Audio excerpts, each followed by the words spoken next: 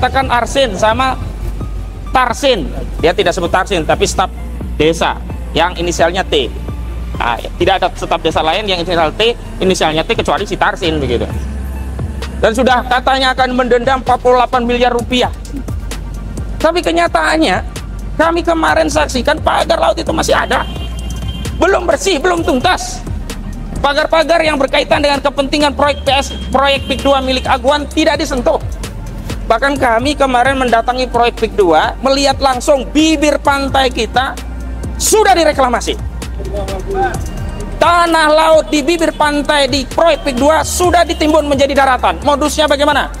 Jadi mereka, karena di pinggiran itu belum terlalu dalam nih Pak Presiden, jadi mereka membuat tanggul. Setelah ditanggul di bibir pantai, kemudian area yang ada di dalam tanggul air laut itu dikeringkan.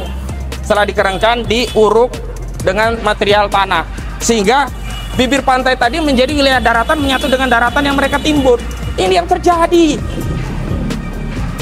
Apakah negeri ini tidak ada lagi yang bisa menegakkan hukum? Dan kami kemudian kemarin melihat markas Brimob, bukan markas Brimob yang sebelumnya yang sebelumnya groundbreakingnya ya dihadiri oleh Kapolri Jenderal Listio Sigit Prabowo dan jajarannya. Begitu megah, katanya konon itu, bukan konon, memang sudah ada rilis, itu tanahnya dari tanah kita. Apakah ini yang membuat institusi penegak hukum, ya, institusi polisi itu bungkam terhadap kasus pagar laut?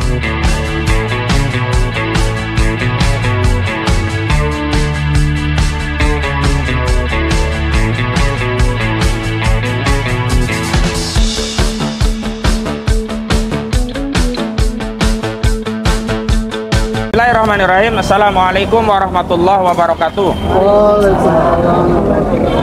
Alhamdulillahirabbil alamin. Nahmaduhu wa nasta'inuhu wa nastaghfiruh wa na'udzu billahi min syururi anfusina wa min sayyiati a'malina may yahdihillahu fala mudhillalah wa may yudhlil fala hadiyalah. Asyhadu an la ilaha illallah wa la syarikalah, asyhadu anna Muhammadan abduhu wa rasuluh. Amma ba'd. Tadi sudah ada azan yang berkumandang dan sudah selesai. Memang ada lagi, tapi sepanjang sudah ada satu azan penuh kita dengarkan, berarti kita bisa melanjutkan untuk konferensi pers. Baik, kami ingin menyampaikan beberapa hal terkait hasil persidangan ke-11 ya, hari ini pada hari Senin tanggal 17 Maret 2025. Sidang ini adalah sidang lanjutan gugatan rakyat 20 ya warga negara Indonesia, baik dari Purnaweran Jenderal TNI, juga ada Aliansi Rakyat Menggugat dan beberapa aktivis lainnya dalam rangka untuk membela masyarakat yang menjadi korban kezaliman proyek PSN PIK 2, baik di lokasi yang disebut PSN, wilayah PSN, atau di luar PSN yang nyaru atau menjual narasi PSN untuk melakukan pembebasan lahan dengan modus operandi intimidasi, pemaksaan, dan sebagainya begitu. Yang ingin saya sampaikan adalah, yang pertama saya ingin sampaikan kepada Pak Prabowo Subianto, Presiden Republik Indonesia, kami sudah membuktikan Pak, benar-benar membuktikan bahwa ternyata di negeri ini yang menjadi panglima itu bukan hukum. Yang menjadi panglima di negeri ini adalah politik. Terbukti, para tergugat yang kami gugat ya, dari Aguan, Antoni Salim, Erlangga dan yang lainnya ini sudah berkali-kali dipanggil oleh pengadilan, bahkan di dalam sidang mediasi 3 kali dipanggil pengadilan.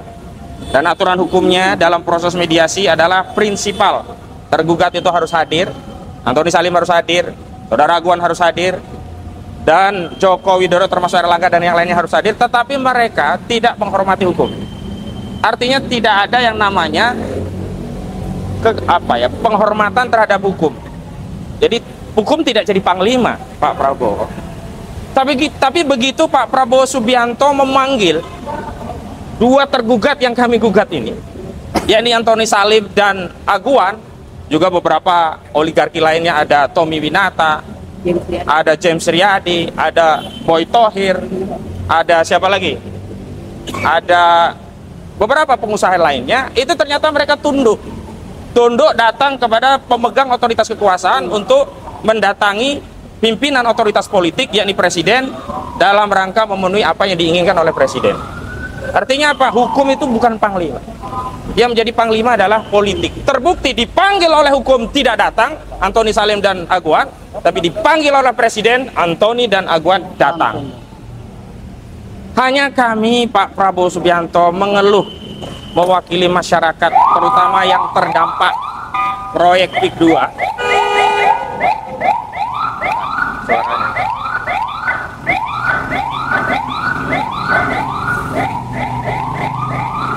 Bentar ya. Oke.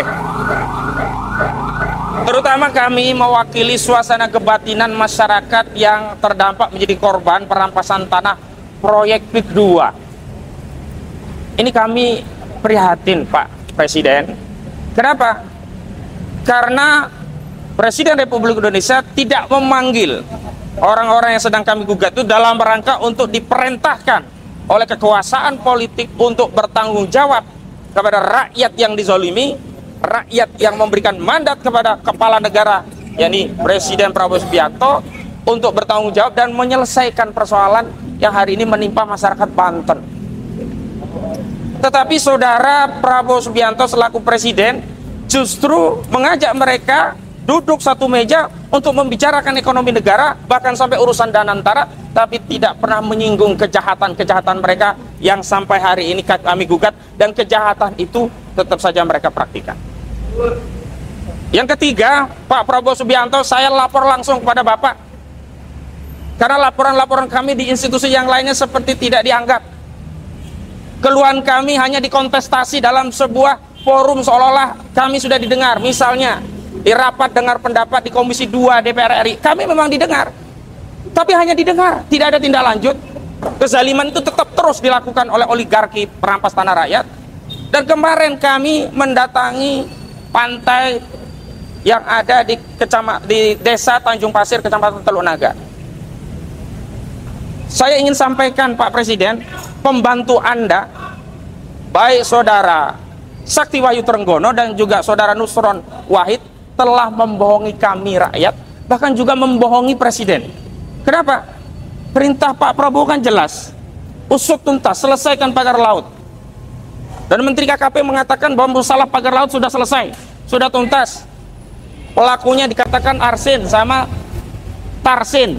Dia tidak sebut Tarsin, tapi staf desa yang inisialnya T. Nah, tidak ada staf desa lain yang inisial T, inisialnya T, kecuali si Tarsin begitu. Dan sudah katanya akan mendendam 48 miliar rupiah. Tapi kenyataannya kami kemarin saksikan pagar laut itu masih ada, belum bersih, belum tuntas. Pagar-pagar yang berkaitan dengan kepentingan proyek PIK 2 milik Aguan tidak disentuh. Bahkan kami kemarin mendatangi proyek PIK 2, melihat langsung bibir pantai kita sudah direklamasi. Tanah laut di bibir pantai di proyek PIK 2 sudah ditimbun menjadi daratan. Modusnya bagaimana? Jadi mereka, karena di pinggiran itu belum terlalu dalam nih Pak Presiden, jadi mereka membuat tanggul. Setelah ditanggul di bibir pantai, kemudian area yang ada di dalam tanggul air laut itu dikeringkan. Setelah dikeringkan, diuruk dengan material tanah, sehingga bibir pantai tadi menjadi wilayah daratan, menyatu dengan daratan yang mereka timbun. Ini yang terjadi. Apakah negeri ini tidak ada lagi yang bisa menegakkan hukum? Dan kami kemudian kemarin melihat markas Brimob, bukan markas Brimob yang sebelumnya yang sebelumnya groundbreakingnya ya dihadiri oleh Kapolri Jenderal Listio Sigit Prabowo dan jajarannya. Begitu megah, katanya konon itu, bukan konon, memang sudah ada rilis, itu tanahnya dari tanah kita. Apakah ini yang membuat institusi penegak hukum, ya, institusi polisi itu bungkam terhadap kasus pagar laut? Tidak ada satupun tersangka dalam kasus pagar laut. Kasus sertifikat laut memang ada tersangkanya, tapi kami menegaskan Pak Presiden, bukan hanya orang-orang yang hari ini sudah ditersangkakan oleh Barkrim Mabes Polri. Siapa yang percaya bahwa sertifikat itu dibuat oleh Arsin tanpa ada yang mesan? Siapa yang percaya bahwa sertifikat itu dibuat oleh Arsin tanpa ada yang mendanai? Siapa yang percaya sertifikat itu untuk dimanfaatkan Arsin hanya untuk dikoleksi, ditumpuk sampai ke setinggi bulan? Nggak ada yang percaya. Pasti ada yang membutuhkan, ada yang mendanai, ada kepentingan. Dan kami sudah tegaskan di Komisi 2 DPR RI, yang punya kepentingan itu Agung Sedayu. Motifnya untuk reklamasi. memanfaatkan pasal 66 PP 18 2021 dengan modus tanah musnah. Padahal sebenarnya nggak ada tanah musnah, itu semua tanah fiktif. Jadi mereka membuat sertifikat bodong, sertifikat fiktif dengan girik palsu atau keterangan akta di dalam akta itu dipalsukan, yang kemudian didalihkan ini dulunya adalah wilayah daratan dan kemudian terkena abrasi, lalu mereka akan reklamasi tanpa menggunakan pasal 66 PP 1821. Hari ini sudah direklamasi di wilayah bibir pantainya. Memang nanti kalau yang di tengah itu harus ada proses reklamasi dengan kapal-kapal besar dengan muatan pasir untuk menimbun dan seterusnya. Tapi reklamasi hari ini sudah terjadi. Saya juga ingin tegaskan lagi, Pak Presiden Prabowo Subianto, mohon maaf. Hari ini kejahatan itu sudah sangat telanjang. Korbannya mengadu kepada kami, tapi apalah daya kami hanya advokat.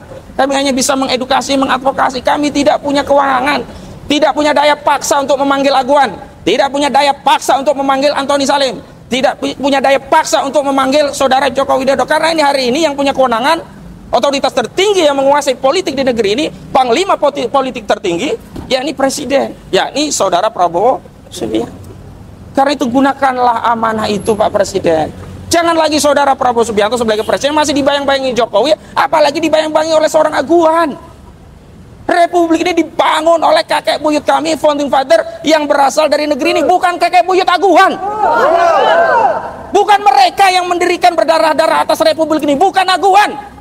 Tapi kenapa hari ini perlakuan terhadap rakyat sedemikian rupa, tapi kepada oligarki ini kok seperti diberikan fasilitas khusus, diberi karpet merah, datang ke istana, alih-alih disanksi malah diajak diskusi tentang ekonomi juga masalah Danantara. Menyakitkan tidak ini?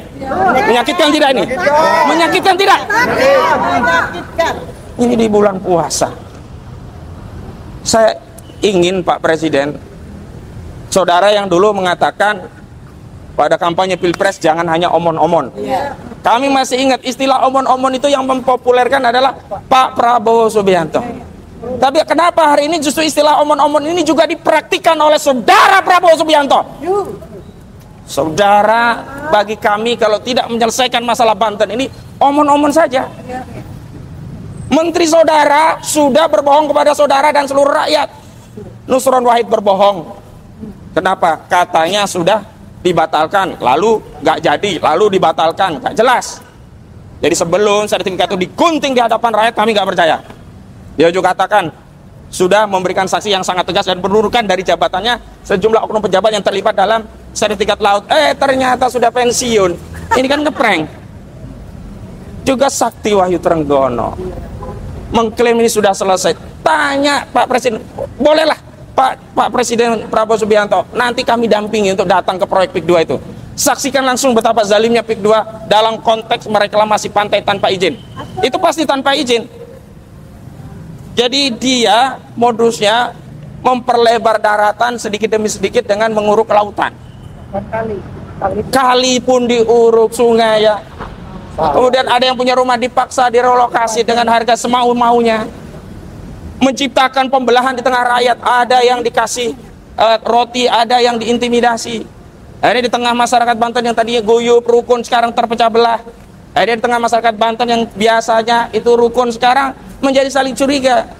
Jangan-jangan ini anti aguan, jangan-jangan ini pengkhianat aguan, jangan-jangan ini congos aguan. Ini terjadi karena adanya proyek kedua ini. Pak Presiden, kenapa saya fokus Pak Presiden? Kami hanya menggunakan pengadilan sebagai sarana. Karena apa? Pengadilan itu rendah, jauh di bawah Presiden. Terbukti pengadilan tidak mampu memaksa aguan datang. Tapi saudara Presiden bisa memaksa aguan datang. Karena itu kalau tidak ada penyelesaian, mohon maaf, kami tidak hanya menyalahkan pengadilan, tapi kami menyalahkan saudara Prabowo Subianto sebagai kepala negara, kepala pemerintah Republik Indonesia yang tidak becus, yang melindungi rakyatnya dari kejahatan oligarki, dari penjajahan oligarki, dari kezaliman oligarki yang selama ini menimpa Republik ini. Takbir! Dan saya ingin tegaskan, yang terjadi seperti yang ada di Banten bukan hanya di wilayah Banten, tapi ini merata di seluruh Indonesia. Di bibir-bibir pantai Indonesia itu sudah banyak yang terbit sertifikat. Kemarin waktu kami RDP ada dari Madura, sudah terbit sertifikat di laut. Apakah saudara presiden mau berpura-pura tidak tahu? Atau ada orang-orang di sekitar istana ini ya yang menghalangi informasi ini agar sampai kepada presiden, agar presiden bisa mengambil tindakan? Jahat sekali kalau ada upaya itu. Mandat kekuasaan katanya dari rakyat, sekarang rakyat menuntut perlindungan dari negara karena perintah konstitusi negara itu harus melindungi rakyatnya. Hari ini rakyat diabaikan, rakyat menjadi yatim piatu, rakyat seperti tidak punya orang tua. Bahkan hari ini ketika kami berjuang, yang menjadi lawan kami bukan hanya oligarki, oknum aparat pejabat yang menjadi pelindung oligarki justru juga menjadi lawan-lawan kami. Takbir. Ini yang terjadi. Ini yang terjadi di negeri ini, saudara Prabowo Subianto. Ini yang terjadi, saudara Prabowo Subianto. Jika saudara menang-menang presiden, jika memang saudara adalah panglima tertinggi di republik ini untuk menegakkan hukum dan keadilan, maka kami tidak lagi sedang dalam posisi memohon. Di bulan Ramadan, di bulan jihadnya umat Islam ini, kami menuntut saudara Prabowo Subianto untuk mengadili saudara Antoni Salim. Takbir. Kami menuntut saudara Prabowo Subianto untuk mengadili saudara Aguan. Takbir. Dan menyeret semua oligarki-oligarki yang telah merampas hak rakyat, yang menyengsarakan republik ini. Takbir. Assalamualaikum warahmatullahi wabarakatuh.